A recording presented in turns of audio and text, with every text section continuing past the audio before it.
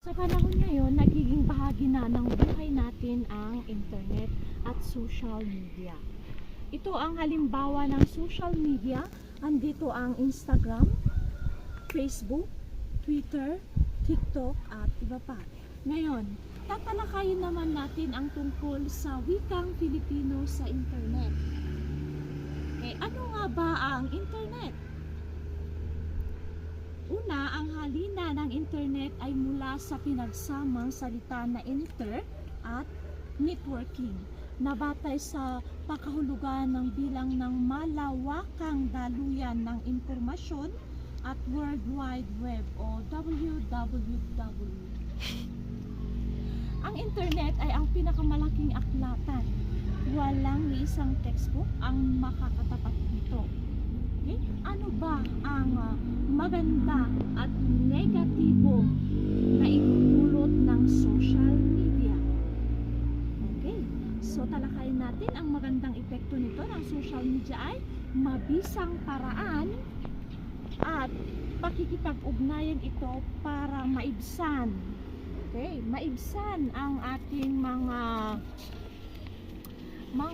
kaburingan sa buhay, kung ano-ano pa. So, pananabik sa pamilya, lalo ng mga OFW, nakakatulong sa ekonomiya at pagninegosyo, online selling, kung saan yun ang ginagawa natin ngayon, ginagamit. At nandito naman ang negatibong naidudulot nito. Ano nga ba ang mga negatibong naidudulot nito?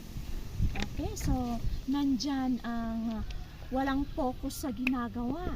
Okay, nag-aaway ang mga tao, nagiging tamad, pinapaasa na lang sa lahat ng internet ang usapan ay tungkol sa pananaliksik, nagiging tamad sila imbis na magbasa ng libro. Ngayon naman, pag-usapan natin ang blog. Ano nga ba ang blog?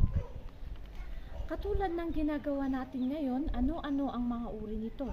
Ang blog ay galing sa dalawang salita na web at log. Okay, so ang blogger naman ay tawag na nangangalap, nagpapatakbo at nagsisimula ng isang blog. Okay, so blogsphere naman ang tawag sa komunidad o mundo ng mga blogger. Okay, so ngayon naman ay tayo dumako sa mga uri ng blog. Merong 8 uri ng blog. Okay, ito ang fashion.